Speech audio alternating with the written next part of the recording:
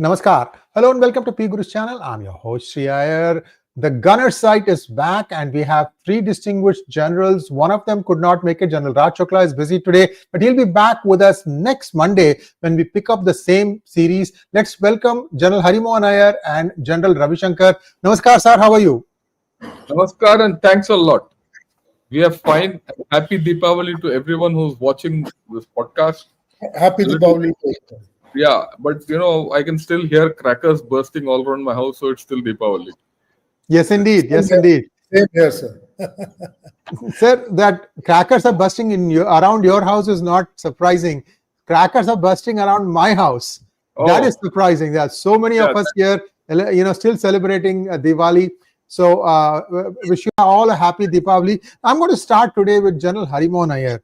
General Harimohan Iyer, we haven't really got your inputs on the ongoing US-India free trade agreement talks. Now, the numbers are beginning to settle down. Between 15 to 16% tariffs on Indian goods coming into the United States, plus the 25% on cess on Russian oil.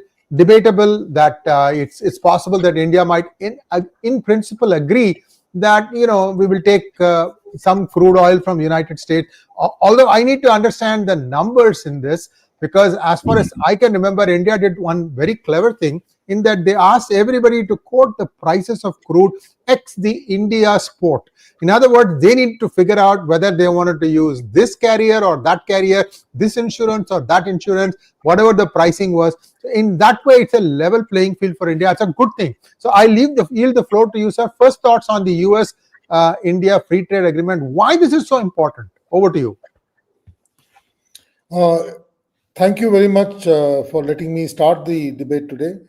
It's a rare thing. Generally follow the two my guru generals, and I get to give the finishing touches. But I guess it's going to be the other way around today. Firstly, this India-US trade agreement. India was one of the first countries to bring a trade deal on table with the US. Somewhere in, I think, February of this year, one of the first countries, and by and large, our deal was finding our way through. It was only after the possibly the action we had with Pakistan in May, and thereafter the events created a little bit of trouble, and also possibly the reason the deal was being negotiated with a businessman as a president in the US. Till now, whenever we negotiated with a politician. So this time we were negotiating with a businessman who definitely is a tough negotiator. So he was coming with his agenda, and I am very sure that he pushed his way around as far as agri and dairy issues are concerned. And that is where the deal got stuck in the month of February, March, because we are very protective in these two fields. And it is a very logical thing because India is an agrarian society, and we have a very large farmer base, and we cannot have them neglected. No politician in India can sign a deal which is not in favor of the farmer of India. So to expect our nation to go in the kind of requirements which the Americans laid out, it was never expected that it will get closed in the first go. And then, of course, those misunderstandings or whatever it was regarding the ceasefire and the agenda which the US president was running possibly aggravated it. And then he levied a universal tariff of 25% on India. That possibly was a pressure tactic to say that this is a start and I'll take it up. At times, he even threatened to take it to 100, 150%. And these are typical, hardcore negotiations done by a businessman who's looking for his best deal. So the best thing which happened with India was we had a very I will say, enriched Commerce Ministry delegation. Very patient one. They went through, I think, 4 or 5 sets of these negotiations. The last one is, I believe, still on. Some people say that it's over. Some people say the finishing touches are still on. The Commerce Minister himself has traveled to the US at least 3 times in the last 6 months. And we have stood our ground. And possibly there has been a little give and take. I have a different opinion about that plus 25%, because when you look at what President Trump said yesterday, there were two parts to his statement. One was that we are going to have a trade deal with India very soon. That was the first part. And then he said that, India has had a word with the Prime Minister and they will not buy much oil. It was a very vague kind of a statement which he said. So I guess the deal is that, we'll gradually possibly pull down some degree of purchase from the Russians, and possibly even buy some energy product from the United States. Because if you recollect during his inauguration, the first thing he said was drill, baby, drill. So he is very keen to sell American oil outside. So India is one of those large consumer of oil, and he expects India to be a major purchaser of American energy, which was not happening in the current state because the costs were not matching up. You yourself said the way Indians negotiated it. I guess we have a professional team which is working on it. And in my mind, when you look at what is coming out today, we have a broad 15% tariff to American products. I guess he may fix a figure of maybe 15 to 16%, because ultimately he possibly might want to have one upmanship. So he'll say, I have 1% higher. So we may end up with a 16% tariff on Indian products. That having said, did these tariffs have major effects? To some extent, auto industry did find a little bit of a pressure for the last 2-3 months. You see the way the auto stocks have moved in the Indian stock market. They have found pressure on them. Spare parts especially, SMEs have found the pull on them because they were the major contributors there. Pharma, which is a major chunk of our dealings with America, did not have that kind of pressure. All the pharma stocks are actually going up. And in the overall, Indian stock market has managed to hold its ground. There has been no crash. I won't even say there was a slip. We are almost, if not growing, we are parallel to where we were 6 months ago. So we have managed to tell Trump that despite your, threatened tariffs, our industry is strong enough to sustain. We have alternate sources of selling. And our free trade agreement, possibly with the Europeans, the UK, and also the Scandinavians, which is in a very large final stages of getting finalized. Must have put the, yes, sir? FTA signed, yeah, FTA signed. Yes, sir. So that must have put the pressure on the Americans that if they don't close a deal now, this entire market will slip away. And once the market slips away, it's very difficult to get it back. The third thing which I can lay my thoughts about is the one of the interests of the Trump administration is to balance out China's growth in the world order, because he looks at China as a major economic power. So any chipping off of China's resources will only come from enabling another nation around that same region. And the way China has negotiated the rare earth with the Americans, and they have threatened equivalent tariffs on America, I don't think US has the capacity to put that kind of pressure on China. It will be worthwhile to see how it goes, because I believe he's going to meet President Xi in the next 3 weeks. In the end of this month, I believe he's going to meet him. And thereafter, there's going to be another meeting on the sidelines of the ASEAN summit. So I guess many things will become very clear as to how China takes on, because both us and China are facing that kind of tariffs.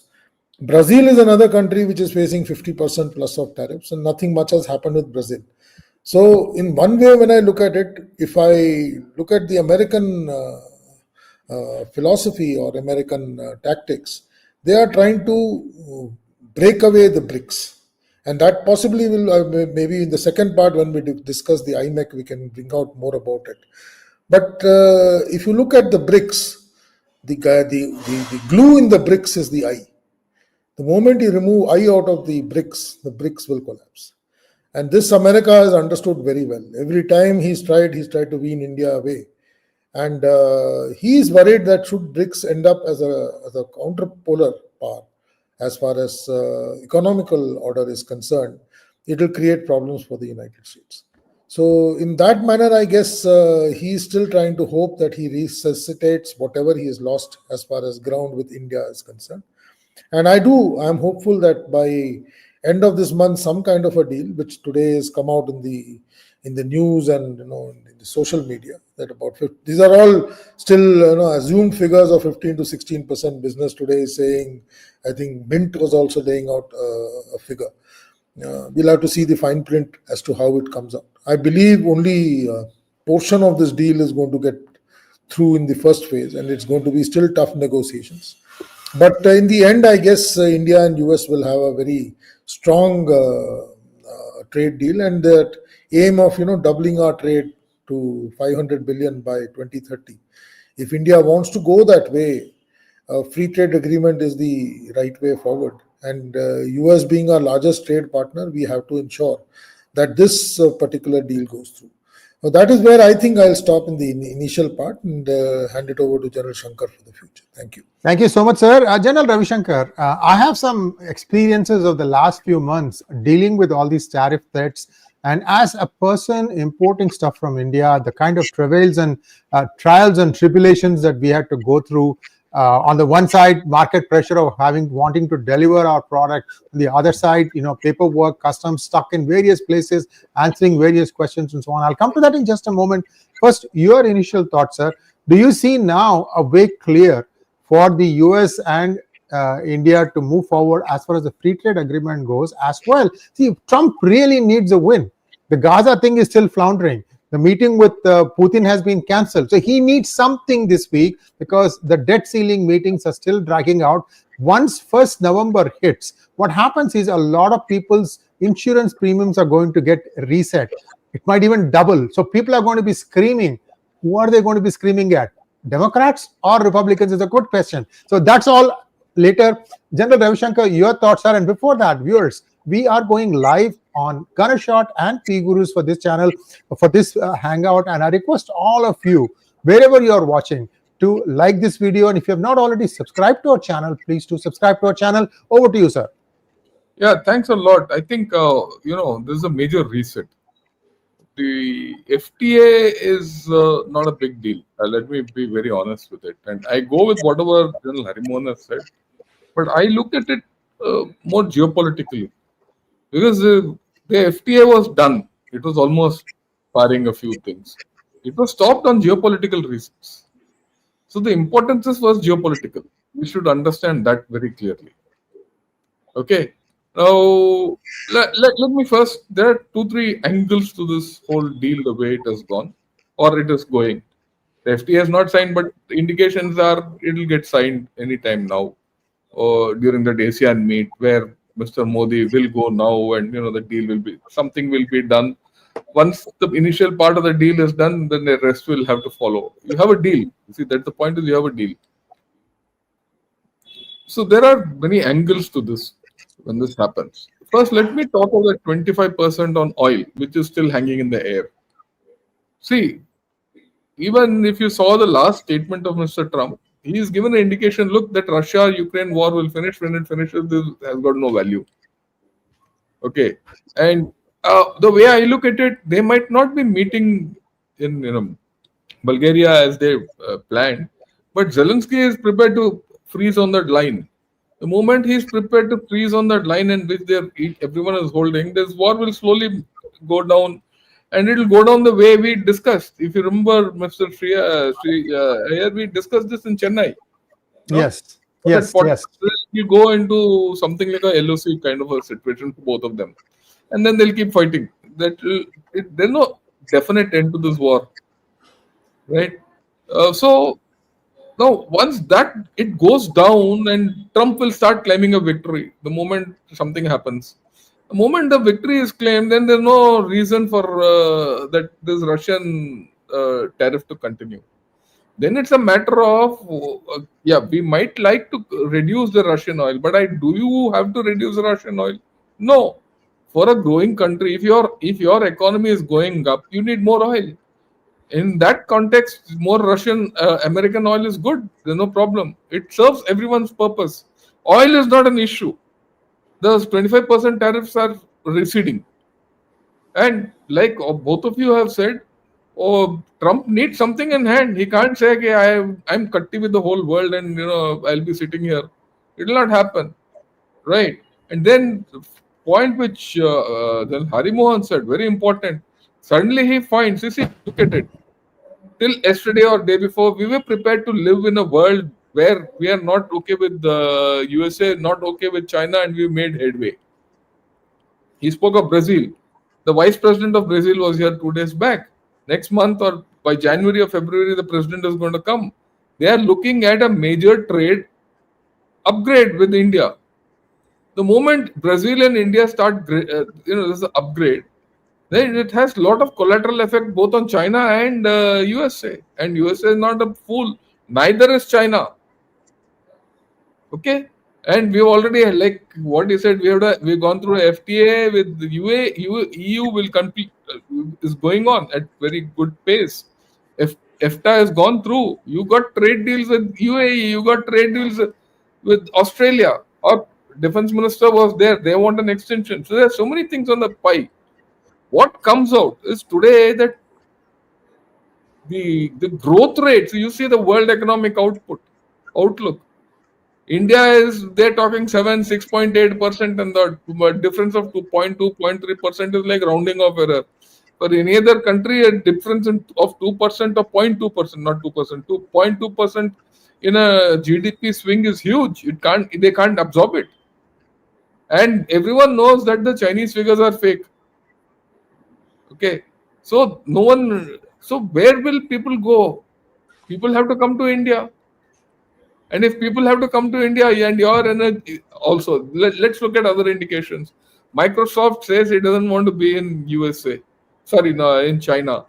It's winding up in 26. That is definite. Where they'll go is we'll see. Whether they'll expand in India, whether they will expand, go to Thailand. That's the next destination we are talking of. We don't know, but definitely they'll expand in India. There's no doubt about it. I don't have doubts. Google says he wants to put up a mega plant in Visakhapatnam. There's no doubt. iPhone, you today have started producing more iPhones than China. I mean, more mobiles. Your export of mobiles in India is more than China. That shift has started, and it'll only grow further. Okay, so this this FTA, whether the FTA was signed or not, the American business community are very clear that they have their destination is India. If you say H1B, even the H1B visa, there are relaxations, as I understand, right? If you have got a F1 visa, you don't have to pay that. So that means all our students going through the F1 route, don't have to get into this H1B $100,000 and all that. So there are a lot of things. So people would have realized, yeah, if these guys don't come there, then this companies will go and set up shop there. Okay, so it doesn't affect, it doesn't help USA, this H1B visa ban or whatever it is. And there's no other place where you can get such talent. Because there's a cutty between China and USA. They'll not talk. Their things are beyond that. So I think this FTA India thing is all fine. But let me put it in a different context. Look at it this way. Where are we now with India USA? That's the relationship. So far, if you read Foreign Affairs, New York Times, all of them were talking, oh, why should we give technology to India? Why should we do all this for India if India does nothing for us? Right? What's the use of having India as a partner? It's an elected autocracy. These are the things. The chap who's been arrested, who's that Ashley Tellis. What you see the articles he's been writing off late, right? Is a power with delusions. Well, you had to deal with this power which is deluded. Either you're deluded or I'm deluded. I'm not deluded, so you have to be deluded not to deal with me. That's what is coming out, isn't it? So they have to deal. There's no other choice. They don't have a choice. So what have you done? You earlier, a lot of people in America felt that dealing it, India was doing India a favor. That's gone. Now you're 50-50.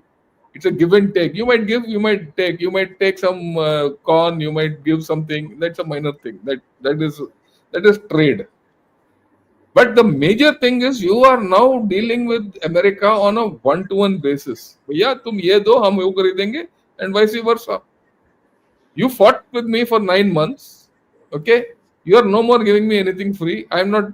I don't want anything free from you. At the same time, don't expect anything free from me. I will take the flesh. If it is mutually beneficial, we go ahead. Otherwise, forget it. You have created space elsewhere, and that space elsewhere will now. So, in effect, you created that space elsewhere, and you're getting back to USA, which means your economy will only grow stronger. Understand this. It has to grow stronger. Okay.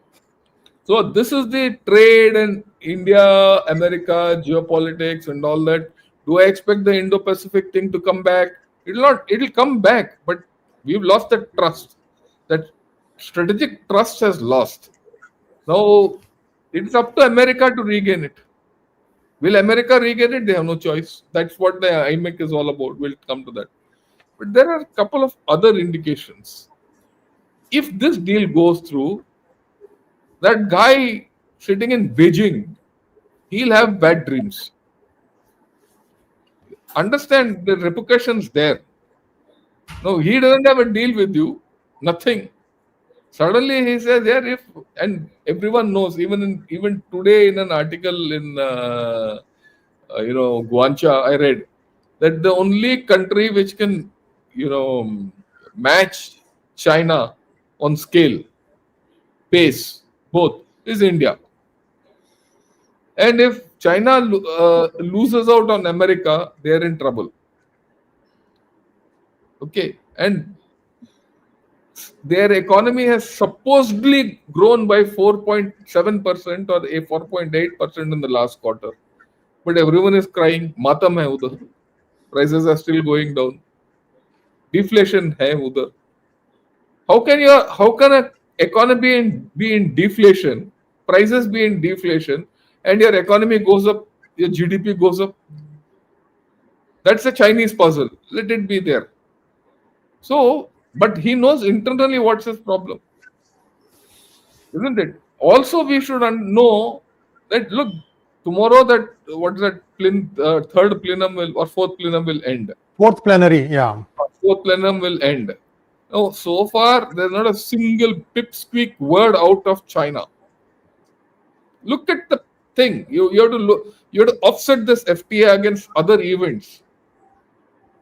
Not a pipsqueak coming out. We don't know what's happening there. Okay, we don't know whether there's a tussle between the military and this. We'll talk about that tomorrow, day after. But the fact is, nothing is coming out. Nothing is coming out, which means there's no decision taken. And this plenary was important for China to set their next 5-year plan.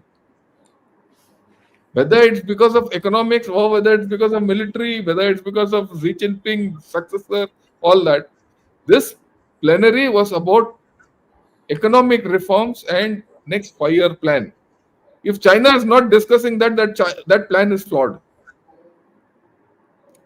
Or it's politically, there will be compromises on that plan. Which means that China will not go ahead. As simple as that. I mean, QED, silence conveys a lot of meaning. That's what that great song, Sounds of Silence, if you remember. Right? Hello, darkness, my friend type, So there's a sounds of silence coming out of China. And that to me is loud and clear.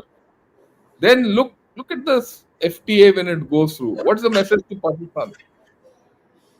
Pakistan, till yesterday, they were jumping that, we are nowhere, we are out of America, ye, wo, and all that. Suddenly, they'll say, yaar, ye kya ho gaya? वो तो America वाला तो दिवाली जला रहा है. वो आज Twitter में जाके आप देखिए तो there's one tweet which I just saw.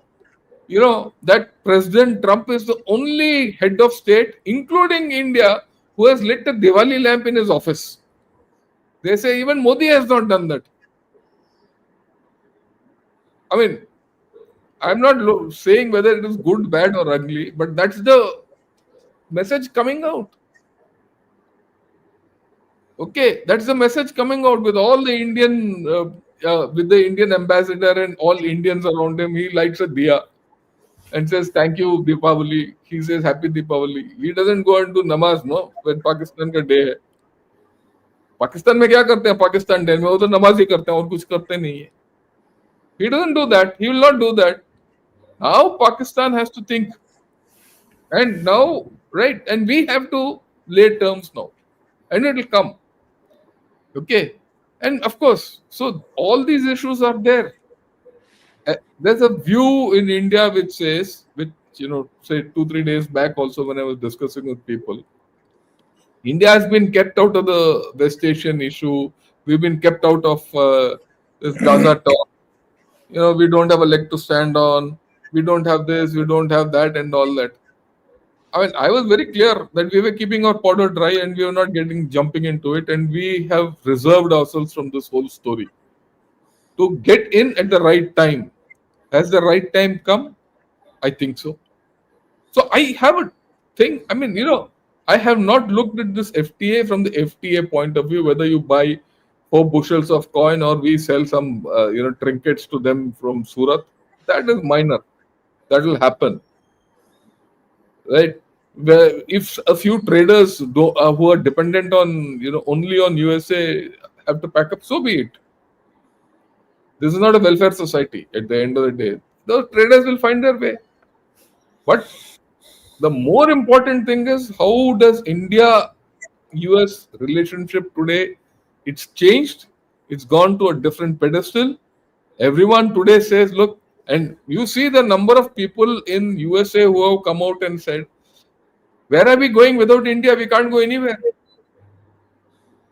Whether it's an ambassador or a thinker or Farid Zakaria or Nicholas Burns or Tom Bolton. I mean, I can keep talking the number of people, including from Republican Party.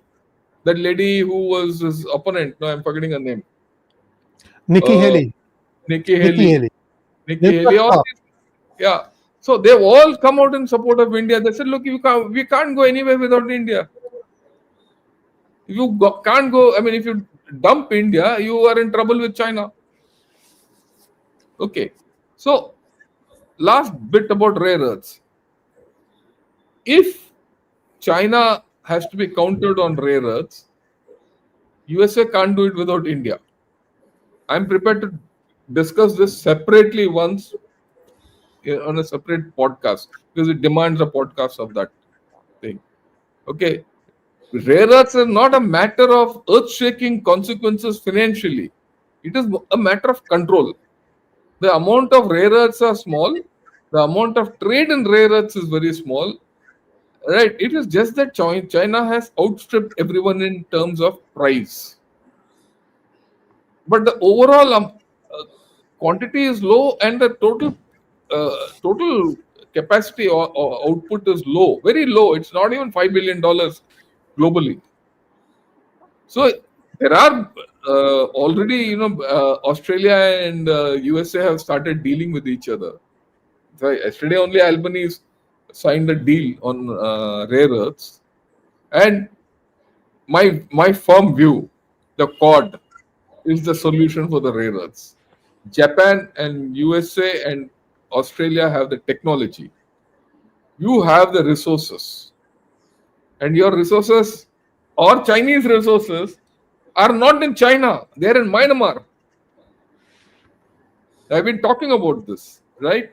So we can talk about this separately. So again, you need India in that. Without India, you can go nowhere. So this is the thing. Okay, we can talk of other things. Back to you.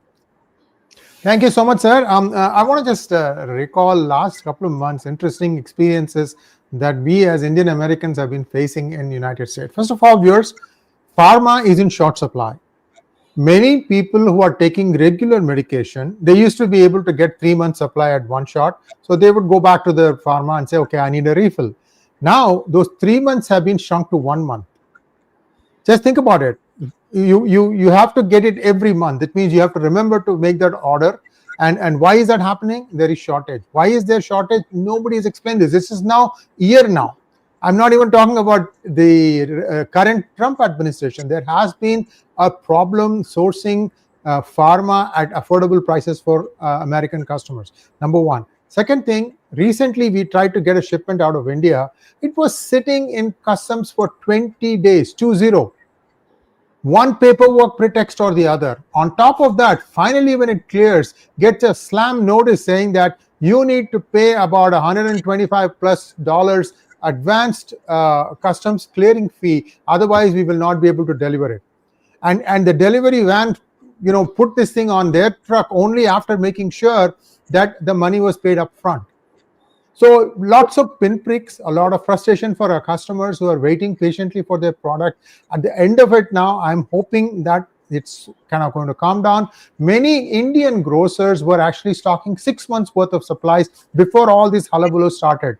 And I think that's going to ride out much of the price rises for the groceries as far as Indian markets go. So there is some good news there. Hopefully this is going to continue going in the forward direction. Now I'd invite General Harimohan Iyer to talk about the IMEC corridor. Sir, let's just set the context by showing you a map of the IMEC corridor as it stands now, and then I'll yield the floor to you. Can we have the map, please? Okay, so this is the IMEC corridor, because it was so long ago that most of us probably have forgotten about it. So the critical points are Jabal Ali in UAE, Harad in Saudi Arabia, Al Gufayat in UAE, Riyadh, and somewhere there is Haifa also. Yes, there is Haifa, and then it goes to Greece. So this is the route of IMEC, and over to you, General Harimohan Iyer. Request you to do it for like 5 minutes, sir. 5 minutes for you, 5 minutes for General Ravi Shankar, and then we can take questions. Over to you. Okay, thank you. When I look at the IMEC, I look at it as the US response to the Belt and Road Initiative of the Chinese. If you look at the BRI, it actually runs along the land route through Iran, Afghanistan, and towards Turkey, and then gets into the European corridor. So when you look at this as an alternate route, and this is a route which is much more stable. So this was a decision taken during the G20 summit in India a couple of years back, and it came out on the last day of that particular event as a surprise to many of us who were following the event. And the moot point here was that it was the time when Saudi Arabia and the UAE both recognized Israel, despite having differences in the political content over there. Because all these three players are major players as far as the stability of IMAC is concerned. And until and unless that happens, IMEC is not a success. And to that extent, the war in Gaza was a thorn as far as IMEC is concerned. And the second issue which bothers me with IMEC, and this is basically a personality-based one, when I look at the current administration, the one thing it is doing without any remorse is, changing decisions taken by the previous administration. And if you look at any of Trump's briefing, every time he curses Biden and his decisions, and he says whatever is happening today is because of those decisions which Biden took.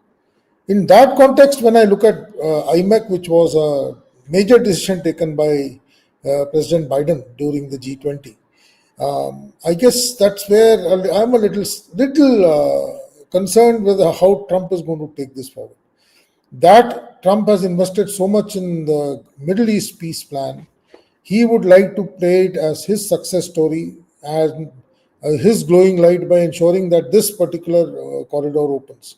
And once this corridor opens to the Europe, the destination to the US is just the crossing of the Atlantic. So India's goods, or India becomes, in my mind, a hub, a transit hub for resources and logistics which are required both by the Europeans and the Americans for their trade and their processes. So in that count, IMEC is going to be a huge game changer as far as both the Western world and especially Europe and America is concerned. Will Trump hold on to it? Is a question mark. Whenever I read, wherever I read, I hardly see Trump talk about IMEC, talk about its values. And I am a little worried that he may like to try and do something to it to put his own signature to it. The second issue which worries me is it is running through troubled corridors, because you have Pakistan, you have Iran. The Kuwait-Iraq area is still not fully secure. Of course, it runs through the land areas of Saudi Arabia and runs into Israel. Once the alternate canal, the alternate to the Suez Canal comes up, it will become a much more stable route to get out. But till that time, it is still. I look at it as another, dream which is far away. It will take its own time. I don't see it coming up in a big way all at once. It may come in bits and parts. Maybe some infrastructure may come up in these ports, which are already in somewhat manner already there. The land route within Saudi Arabia is already existing, may require a little bit of upgradation. And of course, the parallel canal to the Suez has to be created in Israel, which will be the game changer as far as IMEC is concerned. Simultaneously, when I look at BRI, when you compare IMEC with BRI today, by and large, has become cold. Even the CPEC has become a non-starter, because if one can realize, China is pulling out of many of these CPEC programs. Last time we discussed about American presence in Pakistan and what will happen thereafter with 3 ports manned by 3 different agencies in the same area, and unfortunately IMEC is passing through that area. So how it will affect IMEC? These are areas that we have to study in the days to come. But with the free trade agreement, both with the European Union and the Americans, if it happens, then the next thing which has to make this free trade agreement beneficial will be the IMEC. Because until and unless trade flows without any hitch between the sourcer and the sourcee, the trade doesn't have any value. So to that extent, I see both these trade agreements, the American one and the European one, the start point of the IMEC. I also look at the way Saudi Arabia deals with Israel post the Gaza conflict. I also look at the way UAE plays up in the area in the times to come, because these are people who have changed their stances at times, but they play with the Americans. To that extent, I expect as long as the US is on board with IMEC, IMEC will be a success. But for India, it is a very, very important element if we want to look towards a huge jump in our economy, and we will be interested in ensuring that the IMEC goes through. I'll leave it to General Shankar from. Thank you so much, sir. General Shankar. Yeah, look, the IMEC is going to be very important for everyone. I go back to the time when the first meeting between Trump and Mr. Modi, when he went. The IMEC figured quite a bit. He said, "I'm looking at a corridor going all through and all that." Now, you got to look at it from a couple of different points of view. I don't know whether the alternative Suez Canal will ever come through. I don't know. I don't think it will. It goes through Gaza. It's got its own problems. So it's a long-term problem. Okay. But IMEC is not so long-term. You see, this route, India, Bombay to Jebel Ali, it's a normal trade route. Then it goes on land, goes to Riyadh, cuts through Jordan, and then goes to Haifa and goes off to Piraeus. Now, the thing with this IMEC is it is in everybody's interest. Everybody is interested in this IMEC because everyone can move their goods. You see, when you compare the BRI with the IMEC, what is it? The BRI is a one-to-one thing between China and another country. And it is largely from China to that other country, and it is sucking away the other country. That's the nature of BRI. It's pumping in some poison from China, from China, and it is sucking away that other country's nectar. That's how BRI is configured. In this, you have UAE, you have Saudis, you have India, you have Jordan, you have Israel, Greece, and all European countries across as it goes. So everyone has a stake in this. So I don't see this failing anymore. The block to this was this Gaza story. Let us see how the Gaza story. Look, that's a different story. Whether Gaza will go through problem and all that. Hopefully, it should go. Let's be optimistic. I mean, Gaza problem might not be solved, but the problem which Gaza poses to IMEC might be solved. that Haifa will start opening up. The moment Haifa opens up, you're already gone through, you'll go to Piraeus. People are ready. Greece is ready. That is why India has already upped its equation with Greece. Right? And then if you see, Italy is very keen because Italy is the alternate to Piraeus next door. Italy says, come, I will give you space for IMEC. Right? So Europe, Italy, Greece are on the board means Europe is on board. Okay, the moment that happens, the whole story changes completely. Right? And then of course, if this starts happening, it will start going up and down. What is the main thing which will go through this? Energy, oil. I mean, oil has to go from where? India. The thing is, oil from India has to go into Europe as it is going today in a fail-safe manner. Can I get the map back? I want to explain a few things. Yeah. Yeah. Now, if you see what's the safety aspect of IMEC, it avoids the Red Sea route. Houthis are out of the equation. Houthis so far are not quiet. If you go full steam into Red Sea, there'll be a problem. Okay. On the north, you had a problem with Iran, you had a problem with Iraq, you had a problem with Syria. It was a complete Shia crescent. And on top of that is Turkey. Turkey has its own squeeze on this. Now you avoided all that. See, we should understand that Syria is not at safe for any such activity, nor is Turkey. Turkey has its own angles, nor is Iran. Now you've avoided both, and you're going through interested places. That's what the importance of IMAX is, that all these countries are countries which have a stake in the success of IMEC. The agencies and the dangers to IMEC are kept away. Turkey is very pissed off because of this. Okay, now let's get to India. India has already made its move. A lot of people say, oh, IMEC has gone cold and all that. I don't agree with it. The IMEC is ready to a large extent between UAE, Saudi, and India. Now it's only a matter of crossing Jordan, getting into Piraeus, and getting there. And already you have made your move to go to Piraeus by increasing your links with Greece, and you already started bottling Turkey up. You have started doing naval exercises there. You done a naval exercise between the Greek navy and our navy. INS Trikand went. Okay, so you made a presence there.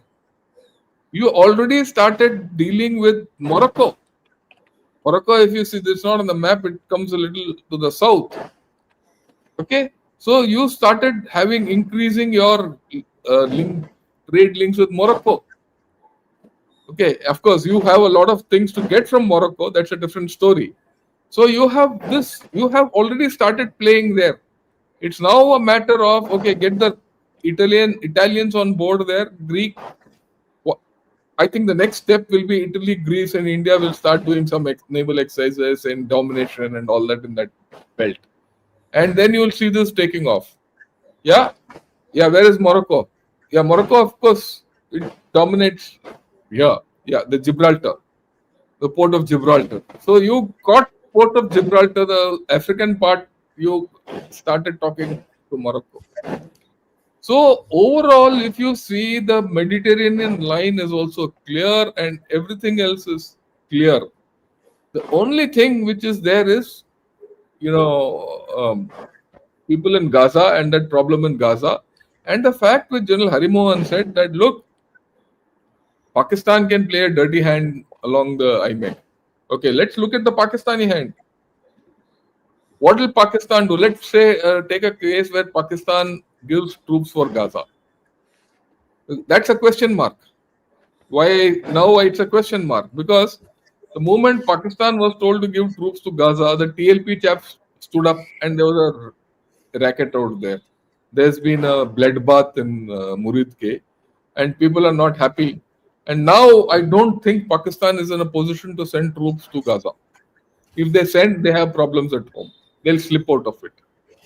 Okay. And in any case, the Israelis would have never accepted Pakistanis. The Israelis are also not accepting Turkey. No, they will not. those are other things. We'll not get into that. But having said that, if Pakistan doesn't send troops there, and Pakistan has problems sending troops to against Houthis, then Saudis will not bother about them. Then why will Trump give money to them? See, then they'll say to hell with you, yeah. So now, as fast as he has flipped from India, he'll flip from Pakistan also. If he gets nothing from Pakistan, he'll flip from Pakistan. See, that is what the FTA does. Now the linkage between the FTA and IMEC comes here. Okay. In any case, we are strategic partners with UAE and Saudi Arabia and Israel. Comprehensive strategic partners.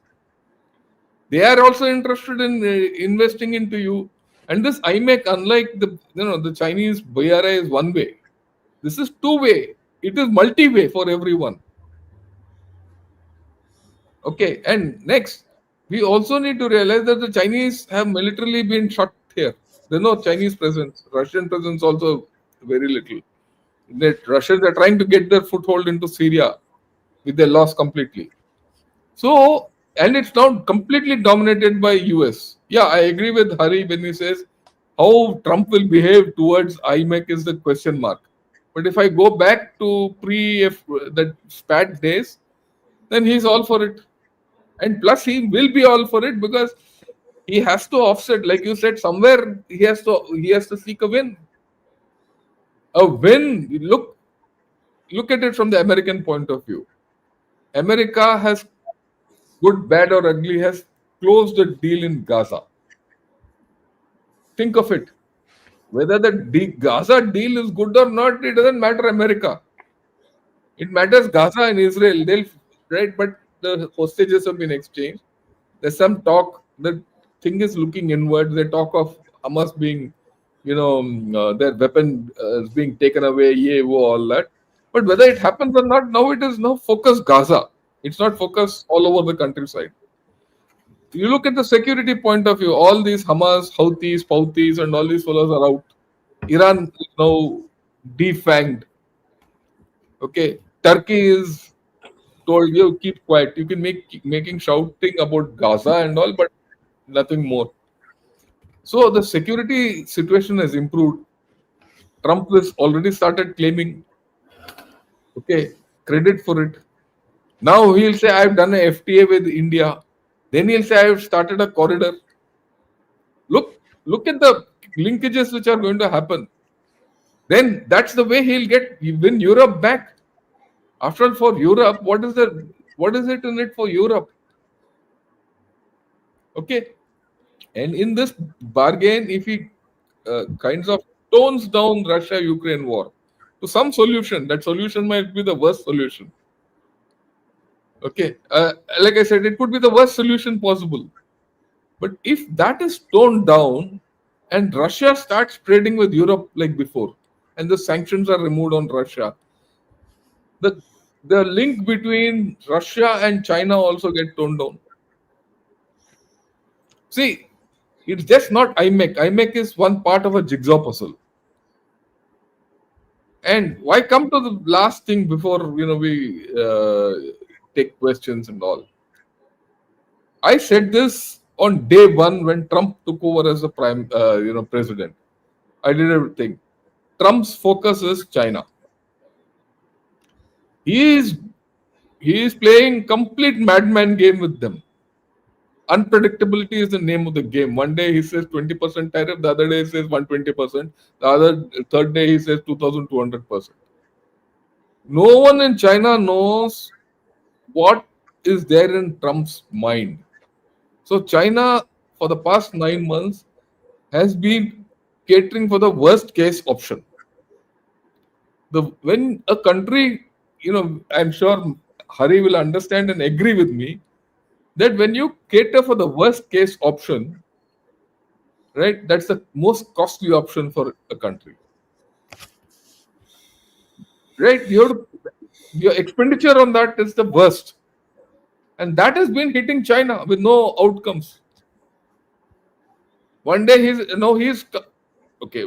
Now this Pakistani fellow is flying high. But suddenly you look at China. He's the US chap. He's not put his foot down there. But he's got Pakistan on his side. He's now not clear about Pakistan. Everything China is in a fix. Trump has changed the tables. Panama, he's close to China. What's happening in Panama? If I go back, that's one full session. Okay, he's shut out. Whether he takes over Greenland or not is a different story.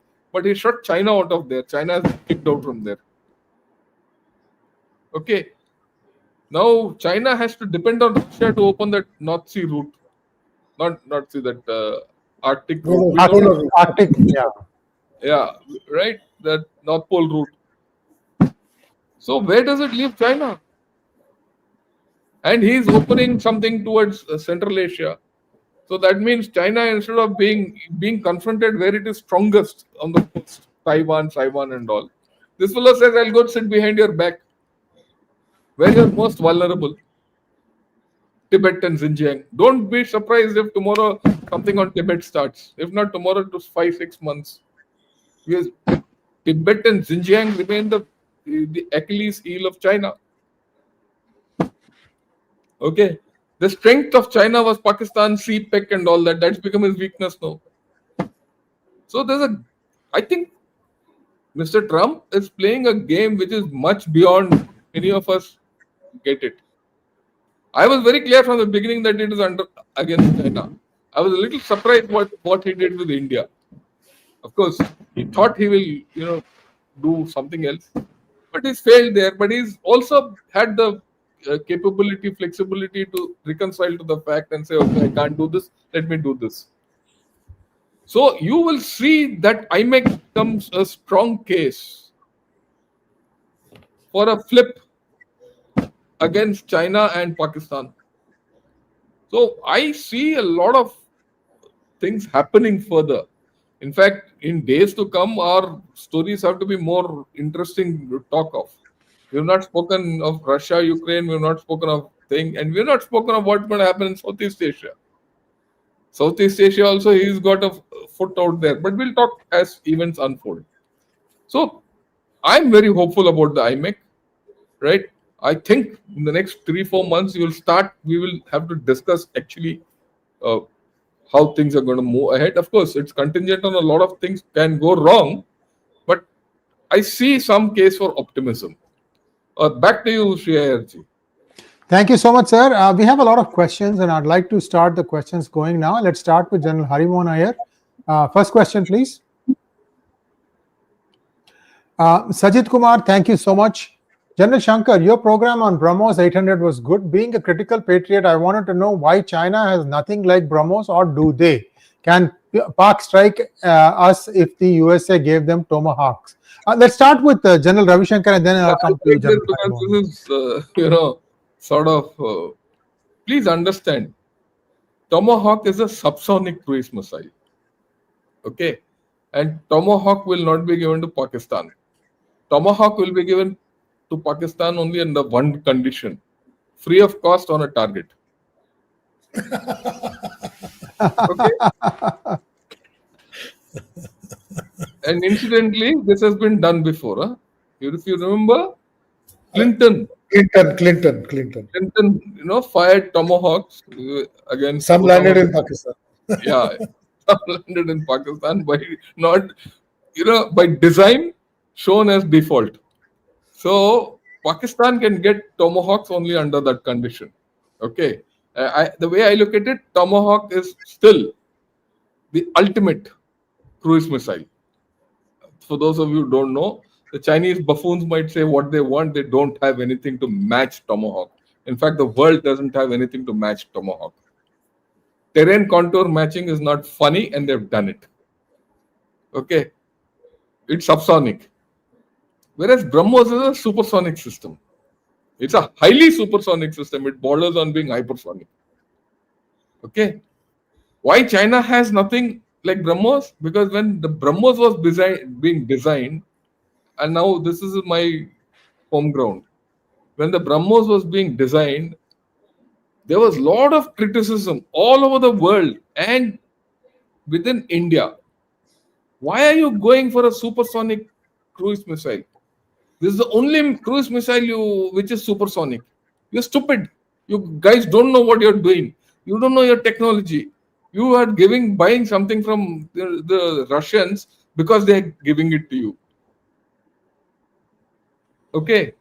We told a lot of people, including our own army. Let me tell you now, lot of people within the army were against BrahMos.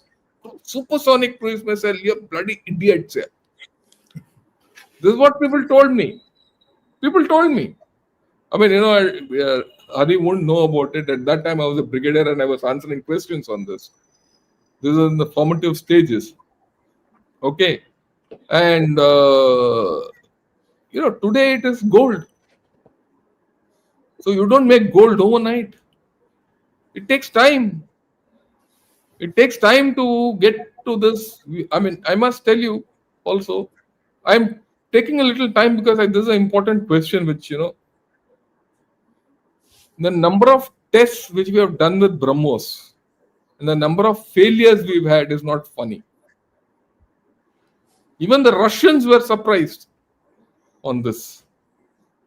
We never thought this development will be so difficult because it's a supersonic missile. And the number of times I've gone to Andaman Nicobar to have fired these missiles and they've been going into ocean.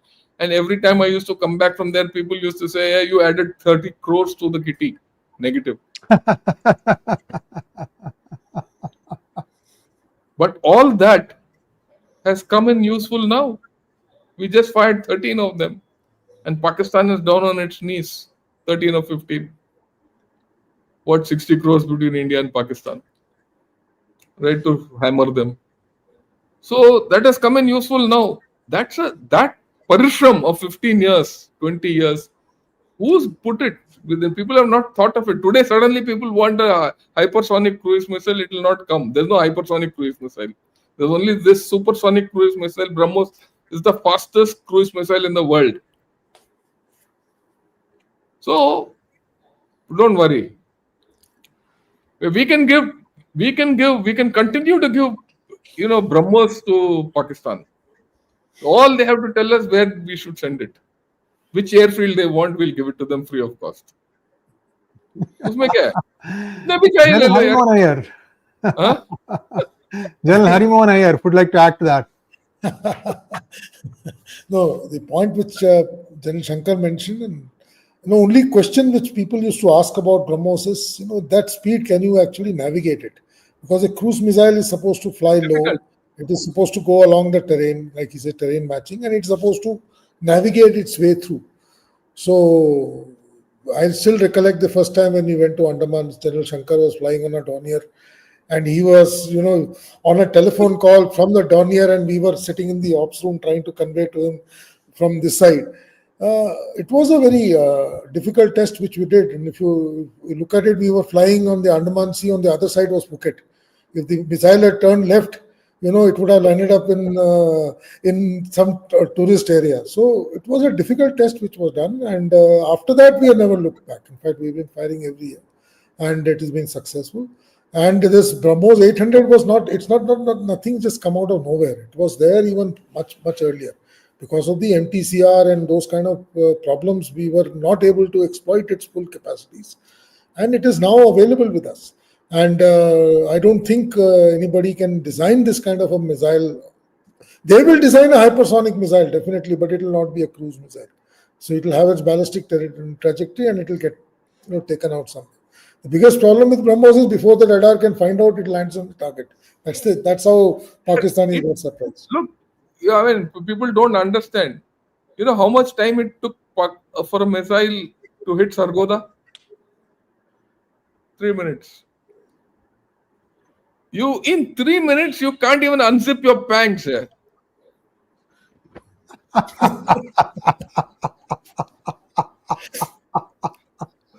Yes, before we go to the next question, one of the things that I'm really happy and proud about is our friendship, my friendship with General Ravi Shankar from 3-4 years ago, at the beginnings of our relationship, when we were still at 200,000 probably subscribers and Ganeshot was still not born.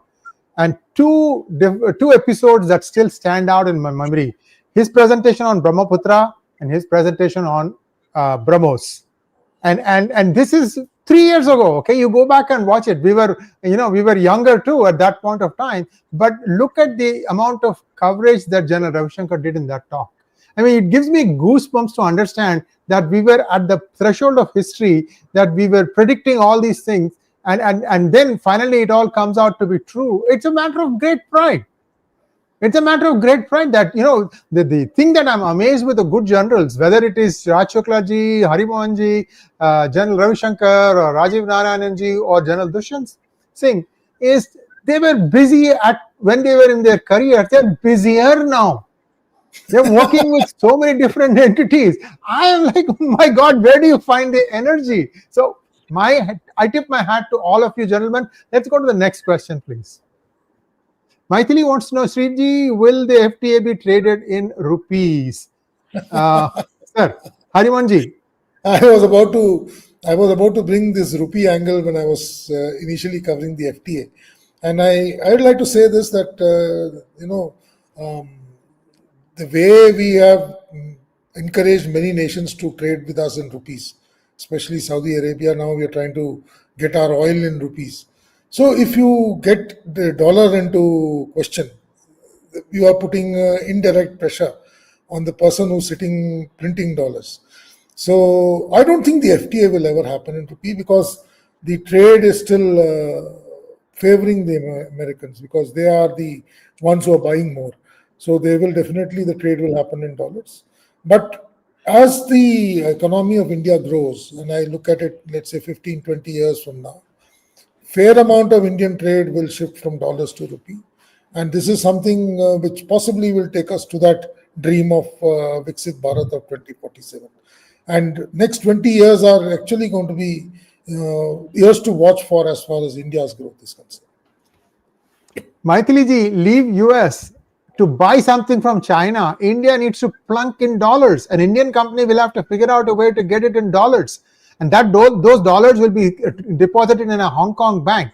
And then something magic happens from Hong Kong HKD, it gets into yuan, and then it goes into mainland China. The product gets manufactured, it gets built ex Hong Kong, and then it comes back to you. So dollars are very, very integral in our lifestyle. So I would always caution people, it's not going anywhere anytime soon. However, there will be this little bit here and there that's going to be happening all the time. Next question, please. Karthik Mugar wants to know, thank you so much for becoming YouTube member. Next one, please. Thank you, R.K. Rao. R.K. Rao wants to know, this is for General Ravi Shankar, can India trust after all the hostilities from US? Is it not that US is trying to be with India to move the economic needle towards them? Look, let's be very clear. We should not trust USA. The trust factor is gone. Just because you signed a FTA, even you can't trust that FTA also. How do you know tomorrow Trump will not do anything else? He'll tear up that FTA. Okay, so trust is gone. Let's not talk of trust. Like I said, we have to rebuild this relationship. We don't have a strategic relationship. We don't have that. I've already clarified. That's gone. Trust is gone. Use restart. This is like a restart. Ek divorce ho gaya. Now let's see whether we can remarry or cohabit. Forget about thing. Okay, so we will have to restart the whole story. Okay, trying to be with India to move the economic needle and all. Yeah, why should they are trying to move the economic needle towards them? And like I told you today, we are also trying to do the same thing. If you are prepared to deal with China, you should continue to deal with USA. Why not? You deal with anyone. You are dealing with on equal terms. It's okay. Yeah. Next question for General Harimohan Iyer. Akash Tadani wants to know, the present American economy, GDP and growth is based off of the Ponzi scheme being run by the big tech in AI. It would get bigger with QC. I don't know what QC is. Is this AI bubble approaching end of cycle? There are many people who are saying AI bubble is approaching end of cycle. I don't agree with it. AI is going to be here. And yes, we'll have to see how AI is managed in the coming years. GDP growth has got multiple facets. AI is just one side of the story. Economy doesn't run just on digital money or digital footprint. Digital footprint is one part of the economy. To that extent, I say that big tech will be a major player in the growth of industry in the future, and AI has a role. AI is here to stay. I am looking at AI growing, and that is a little more disconcerting to say how AI is going to affect a large number of jobs. But the best part of the human mind is when computers came, about 3-4 decades ago, people thought that the human angle will go away. But humans found ways to make computer work for themselves. I guess the next generation is going to find ways to make AI work for themselves. So AI is going to become a tool, much like this PCs became a tool 4 generations or 4 decades ago. But it will be a major player in the growth as far as I'm concerned. Next question, Kunal Nagarkoti wants to know, USA is spreading a fake news on India accepting USA agriculture demand. Did India compromise because agriculture and dairy is red line for India? Is it true? General Ravi Shankar. We don't know. We don't know the actual facts. Let the deal be signed. We'll come to know what the thing is. And in any case, there's no compromise. The way I look at it, there will be some give and take. So if you want to gain something, it can't be like what Mr. Piyush Goyal said. He said it. He said it can't be that you want everything from that guy and you don't give him anything. Right? You can't be protectionist in your own story. So these things will happen. I don't think it's a major issue. Next one, Milban Cherian wants to know, is there a chance for corruption to happen in the oil and gas deals, which makes prices go up? Total clueless. General Harimohan Iyer. Actually, I find oil is one commodity which gets traded much highly in future trades. So corruption in terms of some amount of positioning in terms of pricing does happen, and by and large the oil producing companies have a very good mechanism to keep the oil prices under check. But the best part that has happened is despite a pandemic, despite almost two, in fact I will say three, because India-China standoff is still on, and people should know that. And it has been the 4th year that we are still in a standoff situation with China.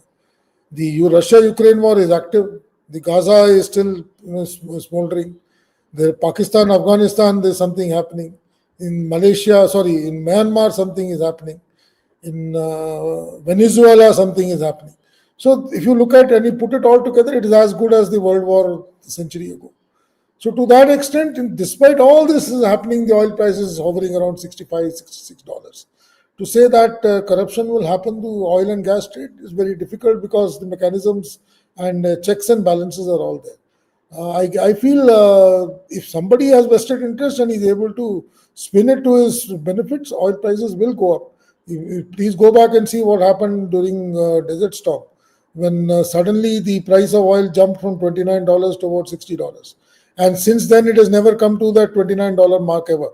So to that extent, you never know how things are going to play up in the world. But the good thing that has happened is, and that is why India has been telling the Americans that it is on their behest that we were buying Russian oil. If India had not bought Russian oil and Russia had not had an outlet to the oil prices would have spiked worldwide. Thank you, sir. Next question, Anirban Ghosh wants to know, since Trump understands money, India should contribute a suitably large amount to Gaza instead of contributing troops and secure Chabahar port and IMEC and other projects in the long run. General Ravi Shankar. Why should I give money to Gaza? They are very rich. They're rich. We're not interested in giving anything. Yeah, we should secure Chabahar port. We'll deal with it. And we'll deal with IMEC. It's a business deal. Everything is a business deal. So why should there no? What do I get out of giving money to Gaza? Yeah. And India will never send troops on anything which is not under Chapter 6 of the United Nations, which is peacekeeping and not peace enforcement. So wherever there is a peacekeeping job, we'll go. Even Chapter 7. Chapter 7 will not go. We are there in the Lebanon border for the last 4 decades. We are one of the first troop contributing nations there. but we wear blue helmets and we work under Chapter 6 of the United Nations. If Chapter 6 is invoked in Gaza, who knows? We'll send our troops there also. Yeah, why not? Anil Menon wants to know, sir, this is for you, General Harimohan. Is it true that Trump is mad at Modi because he supplied arms to Russia? I don't think Modi supplied arms to Russia. Of course, to that extent, yes. In a world where market is free, if somebody wants to come and buy ammunition from India, which is something which is available, of course it will be sold. And as long as the nation is not inimical to us, we will sell. Similarly, when India was in the need of ammunition post the Uri incident, we went to Russia, we went all over the world and bought ammunition from wherever it was available. To that extent, arms and ammunition will be sold. The only thing which a nation will keep in mind is the nation to which you are selling is not part of a consortium which is inimical to you, so that your arms don't get used against you. Apart from that, I think that's how the defense exports have gone up over the last 2 years. Thank you so much. A last question for General Ravi Shankar. Ameya Rupal wants to know, seems like the route to Al-Guwaifat will be a future bottleneck if Iran causes trouble in the Straits of Hormuz. Why not start somewhere in Oman, which is far nearer? These. There's a problem. I mean, that is an option. Instead of Jabal Ali, you might like to go through Duqm, where we are developing that port. India has got a lot of interest in Duqm. So it's a alternative. There's no doubt about it. But the thing that Iran will, interfere is difficult to imagine, because if Iran interferes in the south, in Strait of Hormuz, so these people can close the Strait of Hormuz to the north, in which case Iran will lose. See, it's a mutual interest for everyone to keep the Strait of Hormuz open. No one. It didn't close during the Iran-Israel war. So, yeah. One interesting thing about Iran, just overall thing, it's a much misunderstood country because many of us look at Iran through the Western lens. Don't do that. This is the land of Sita. No, not Sita. What's it? Kaikeyi. This is the land of Kaikeyi. They have as rich a civilization as we do. Zoroastrianism, Zarathustra. Who is Zarathustra? Go back and watch my video on Shukracharya. By the way, some mention was made about artificial intelligence. It is growing by leaps and bounds. P Gurus and Sri Iyer, we are completely committed to riding this wave. We are perhaps the tip of the spear in using AI tools. And you are seeing that. You don't realize it perhaps, but you're seeing that when we put out our content. So look out for some brilliant content coming your way in the near future. And this is the last question we had. Thank you so much, General Ravi Shankar, General Harimohan Iyer. We'll be back next Monday, because this one was supposed to have taken place on Monday. We're back now today on Wednesday. We're back next Monday. Same group. Hopefully, General Raj Shukla also can join us then. And tomorrow, very important topic about China. And I'm going to leave all of you with one thought. Do you know how many pounds of rare earth metals goes into making a one F-35? 920 pounds. 920 pounds. This is just one F-35 aircraft. So I leave leave you with that thought. Join us in a few minutes with Shekhar Ayerji in our Hindi channel as we talk about Indian politics. Thank you so much once again, gentlemen. Namaskar. Namaskar.